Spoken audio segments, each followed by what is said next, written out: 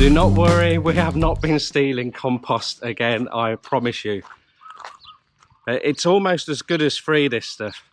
So let's show you how much we got and how much it cost us.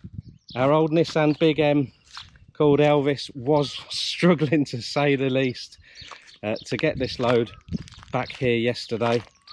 It took us about 20-30 minutes to drive there. It took us about 40 minutes to drive back, very slowly. But we got here. There was a bit of rubbing on the wheel arches as we went along and hit a few potholes, but we got here. So what is it? Well, it's the cassava skin again, and you can see it's a little bit browner than the last stuff. The other stuff was quite black. This was quite black yesterday when we unloaded it because it was still quite moist, and also when we unloaded it, it was red hot. So it just shows that it's still composting down. Well, my initial thoughts was, oh bugger, I can't use it straight away. But then I thought, well, this has given me an opportunity to create a nice balanced supercharged compost. My first thoughts were I'll just use this as a skinny top layer mulch, as you would do like wood chippings and straw, and then just let it rot down. But I thought, no, this is the perfect opportunity to get some real goodness into the soil and help improve it. This lot, so one pickup truck full of this, 92 baht. That's right guys, 92 baht. If it's your English pounds, probably about £2.20. I haven't checked the exchange rate at the moment on currency converter, but yeah, just over £2 for that lot. What I'm going to do this morning to transform this lot into something special is take advantage of 3 resources that most of you are aware of, that we've got in abundance on our farm. So to make a good compost, ideally you need 3 components, don't you? You need your browns, which of course is the cassava skin. You've got your greens, which is your nitrogen. You need some sort of manure. And then there's also room for something a little bit special. So my plans are our water hyacinth. Now I'm not going to run them through the shredder, simply because that was so hot yesterday. When I was scraping it off the back of the truck, I could not put my feet in it. It was red hot, and that wasn't because it was a sunny day. So I'm thinking the hyacinth, they're going to break down very quickly if I layer it nice and evenly in there. Also, we've got quite a lot of goat manure left from me doing my raised beds. So I'm going to get a load of bucket loads of that from out on Goat Island. I'm going to bring that back here, and then also I've got a load of biochar, haven't I? So I'm going to mix it all together. I might have a little PP in there as well. I'm going to give it a good watering, and then I'm going to try and find something to cover it all up with. Now, I have done 18-day compost before, where after 4 days you turn it, and then every 2 days you turn it after that. It's quite a big job for this one. It's so hot, I think it's going to be all right on its own. If it takes a month rather than 18 days, okay. I'm not going to put wood chips in it this time, simply because there's enough browns in there anyway. But they do take a little bit longer to break down. And previously I had to go do an 18-day compost, and some people were concerned that my wood chips wouldn't break down in time. The majority of them did, but the ones where they were quite big didn't. You all know that our shredder is basically a banana shredder, so it struggles with the big stuff. I should have just put the really skinny ends of the branches through the shredder and used those. Wasn't a problem because I just used the big bits as the top mulch, but I want this stuff to really get going as quick as possible, and then I can go to town with all my raised beds, my hugelkultur. I can even mulch with this stuff as well. This isn't going to go that far, although it looks a lot. It's not enough for me. So while we were there, we bumped into this guy. It was a big cassava processing factory. I promise you, it wasn't the one that we got caught stealing cassava. This one's a little bit further away, and so you do have to pay a bit of coin.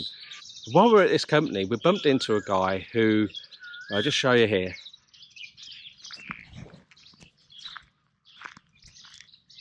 See our house, it's raised up about it's just over 1 metre. And that took a lot of sand. And the guy that we bumped into yesterday, he was the one who organised all the sand. So it was about 13 truckloads of, well, double truckloads of sand to get that built up.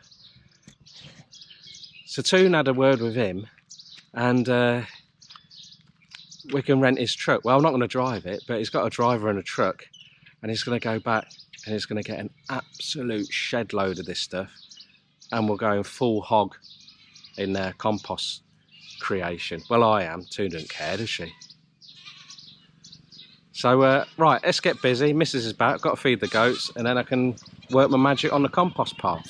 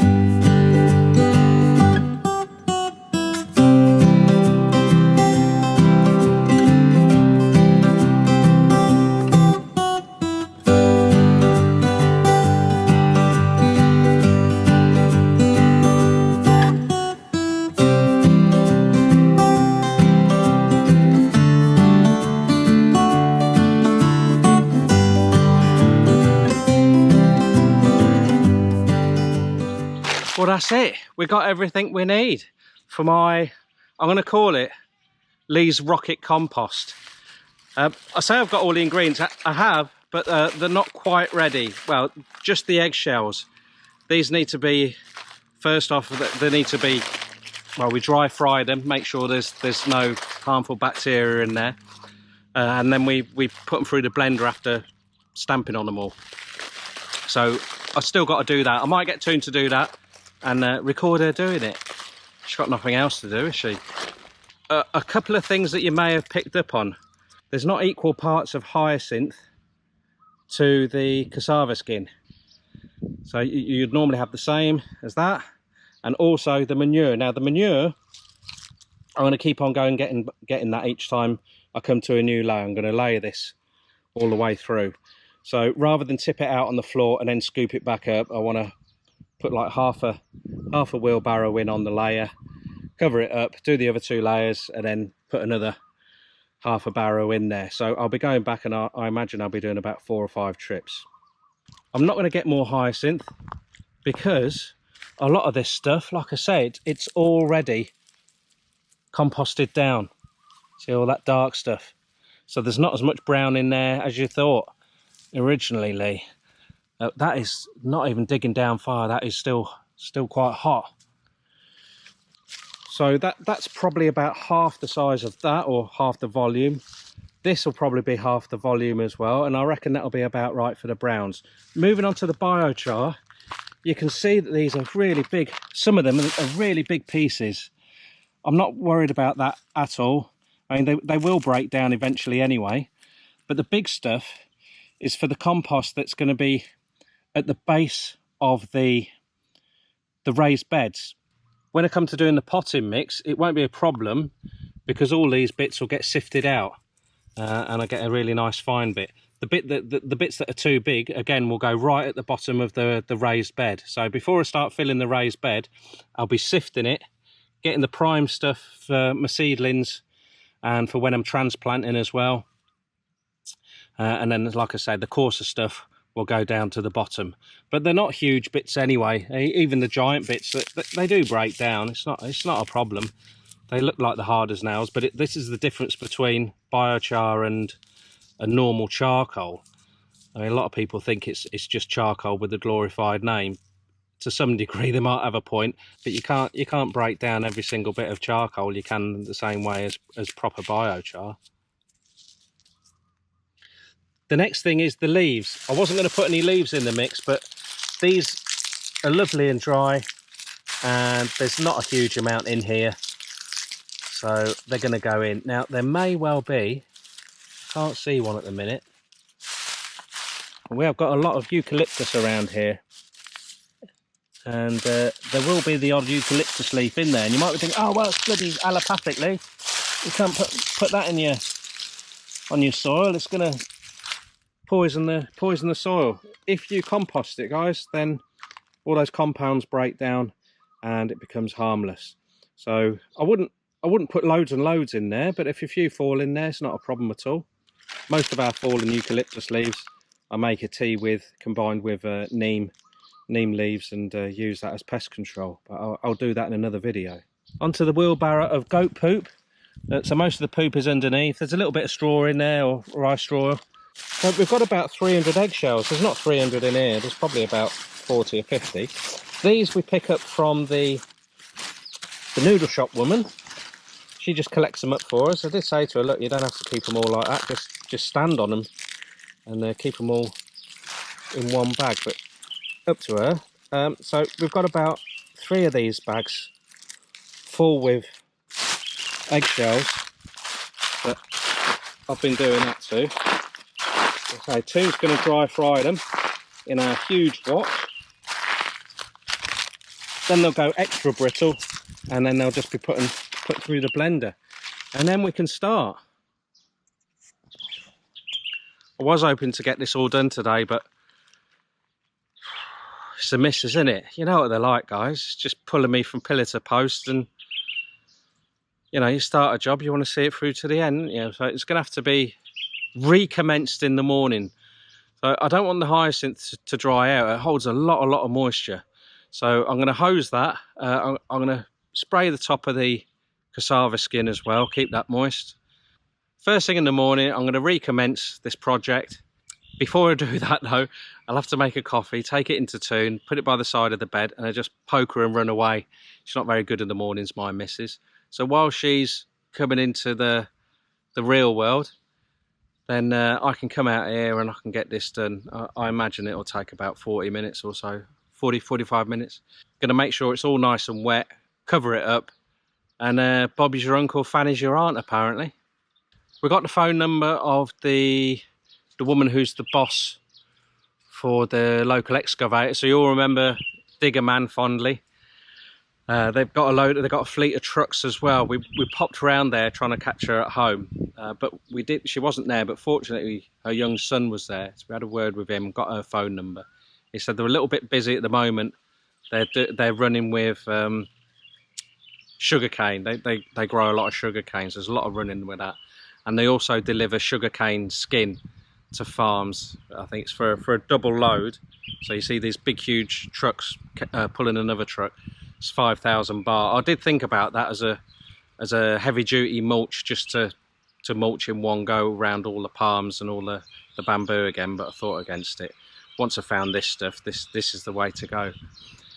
So we're going to give her a tinkle tonight, or toonies, and hopefully she's going to give us a price that won't rip our arm off to go and collect this cassava skin in bulk.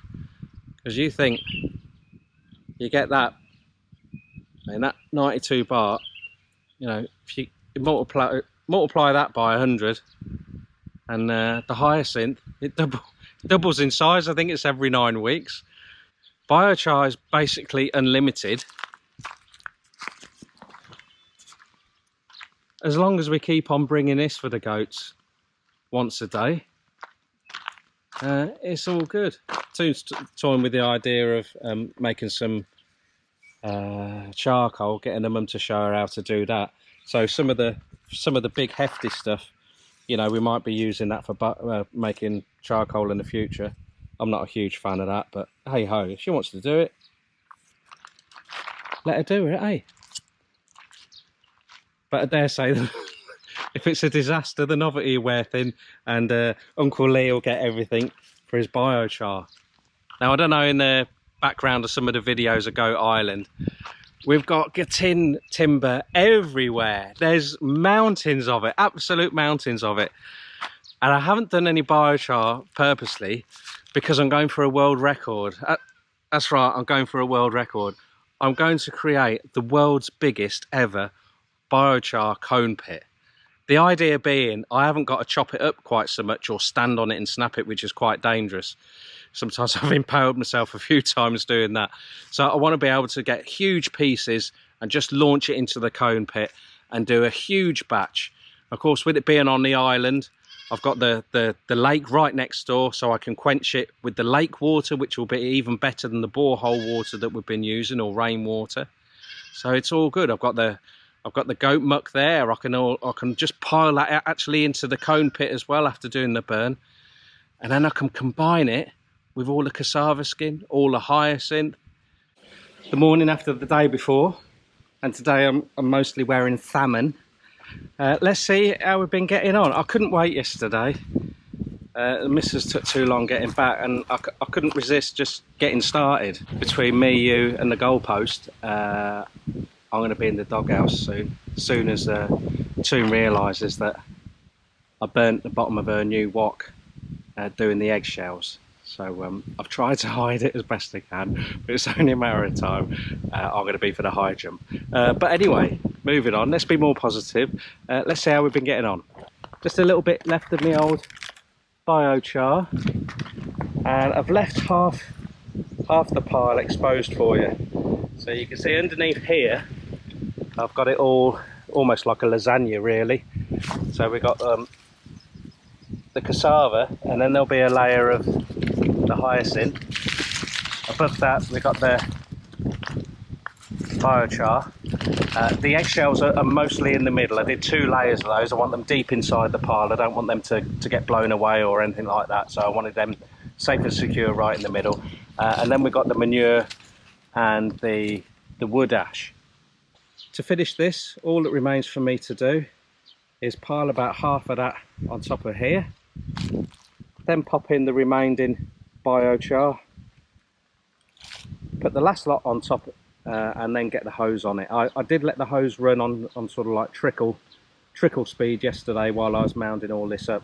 Ideally, I'd like to use the metal cage that we use for the goat fencing all the way around. I'll just show you that. It's located in Stig of the Dump location. It's just not quite big enough. So I'd have liked a big circular setup with that, and then just pop everything into it. And then, although these are quite big holes, it'd be enough just to make it easier for me to throw everything in there. But never mind. As permaculture says often, use what's available to you. So a gravity 4 pile will do just fine. Something that may be playing on your mind is me putting wood ash in here. Now, I've put a fair bit in here, but not a great deal. You might think, well, Lee, you're going to make it too alkaline and then your plants aren't going to enjoy it. Neutral pH, of course, is 7, and 6.5 is quoted, so very, very slightly acidic is probably the average that most plants like to grow in. So you don't want to make it too alkaline. You put too much wood ash in, of course, it's going to make it alkaline. I haven't got to worry about that, because if you go on the internet, you can see from, I can't remember what the organisation's called now, but basically the north and northeast of Thailand and lower north of Thailand has, how can I put it? I'm going to say, how can I put it politely? Pants soil, terrible soil. You're looking at acidity of about 4.5, and it's sandy and stony.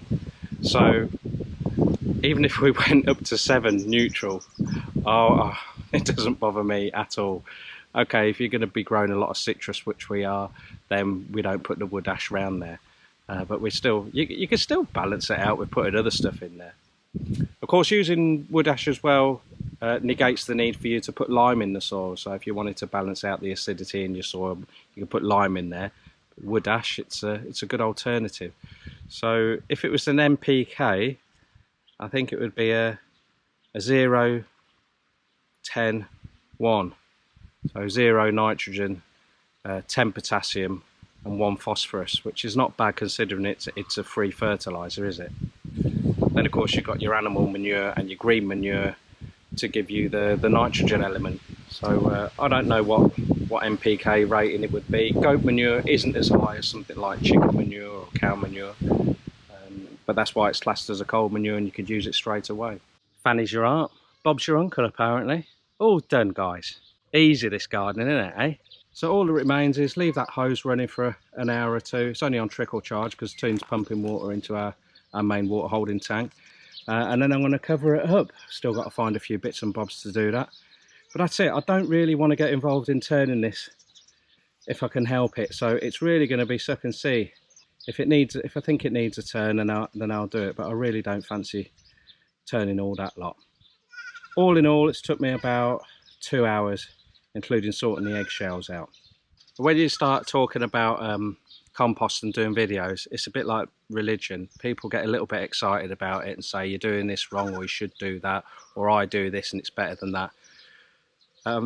There's a few sayings when it comes to composting which I think really hit home. First off, the best time to start composting was yesterday. The second best time to start composting is right now. So we've started right now. I should have done it perhaps a year ago, maybe more than that. Eyes wide shut, as they say. But we've started now, and this is our test bed, and you know, we're going to scale it right up. So if it needs tweaking, which I dare say it may do, then so be it, and then we can get it just right on the big stuff. One thing I noticed was the hyacinth. When we're doing a small pile like this, well, it might look quite big to you. The hyacinth is quite long and robust, and it takes a fair bit of covering. You have to pin it down and then throw something on top of it to keep it all in there. So it would be better if I'd shredded it, but I just wanted to get this whole thing covered up and activated as quick as possible. Now, when I talk about activating, some of you may say, well, you haven't put an additive in there to activate it. Well, an activator rather. So I could have had a wee in there. I could have also put some compost in there, which will be full of the microorganisms. But don't forget, a lot of this is already broken down, so there's a lot of microbial activity in there anyway. There's also a lot of fungal activity in there already, and it's red hot, so it is actually doing its job. The biochar that I've put in there has had my urine in anyway. I know it sounds gross, guys, but urine is sterile. Another thing is, you use what's available to you. You could go and buy 20 tons of compost and do your whole farm with that, maybe, but we can't do that. Plus the fact you can't get any decent compost out here, certainly not around our neck of the woods. When you ask for compost, basically all it is burnt rice husk, coconut fibre, and little globules of clay and a few bits and bobs of leaves in there. It's not compost at all. The little bit of organic matter that is in there hasn't even broken down. So I suppose at best it's a mulch, and that's why when I started off a lot of my seedlings in that stuff, okay, they germinated okay, but after a week or two they started yellowing up. So I've done a lot of transplanting quite quickly into my rocket soil, and they've bounced back very well. I'll give you a quick example. So I'm going to show you some sunflowers. These aren't too bad, but there's a little bit of yellowing going on. As soon as I started seeing that appearing, I started putting a very weak solution of urine and water in there. You can see a lot of them were like that. So I put a little bit of urine on, and then they greened up a little bit. So there's some tomatoes. Some other tomatoes here, you can see I've got to these a little bit quicker. A little bit more of a bluey green. And these are some eggplants. Got a little bit of leaf miner going on there, but the yellowing has stopped a little bit, but you can see it in there. Right, let's show you the ones that are transplanted 10 days ago. If you give Mother Nature a chance, this is what can happen. So, green eggplants, green sunflowers, green tomatoes, and every single one of them is thriving. See, I'm using my paper pot transplanting technique. I know it is waxy cardboard, but again, we use what's available to us. So they're sunk into my rocket soil down there, and then heavy mulch around. But I'm looking forward to doing a proper in-depth video on that when the produce is a little bit bigger, because it might all die yet, eh? Well, it will do if the chickens keep getting out. We're going to relocate some, and some are like that now. They haven't even got half a wing. I'm hoping for by a month I can dig in there and get a decent handful of stuff that's really broken down well, put it through the sieve, and then use it as my potting mix. Leave it a little bit longer and then use it on the beds. I'll give you an update as and when we get these big truckloads of this stuff, and rice husk as well. Hopefully, fingers crossed, we can get hold of that, and wow, it's going to be amazing transformation on this land. Your wood ash and your eggshells both give high levels of calcium, which of course is very important for the structure of the plant and their cells and transferring water throughout their systems. But it's not just the calcium side of things, it's the micronutrients as well. There's stuff that's quite hard to come by. The plants don't necessarily need a lot of it, but it is very important. So as well as your calcium, of course, you've got things like your boron, iron, copper and zinc. Those sorts of things which aren't readily available in your average compost. So by adding all these different things to your compost, you're getting close to a complete additive to your soil. Of course, there are minerals available in just about every soil in the world, but whether the plants can actually get to it or not is another thing. This is why I don't take all the rocks out of our raised beds. I know a lot of people do, but deep down your rocks contain minerals. Now I'm not sure which minerals where we are in Thailand and to what extent, but a lot of farmers now and market gardeners, they're actually buying in rock dust. Well, where do you think all your rock dust minerals come from? Big rocks. So leave them in there.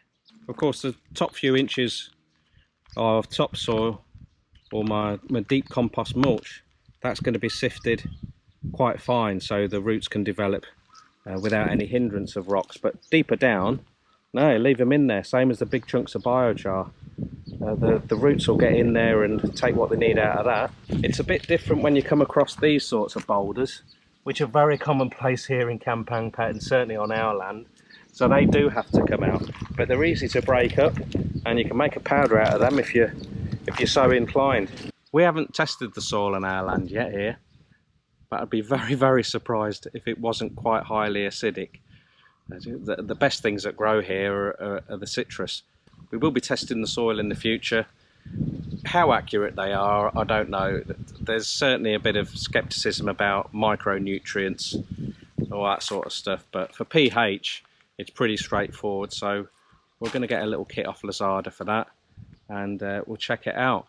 And it'll be nice to do a pH test on untreated soil on the land, treated soil, and then this stuff that I'm making as well. It's all very exciting, isn't it? I'll make a bloody gardener out here yet.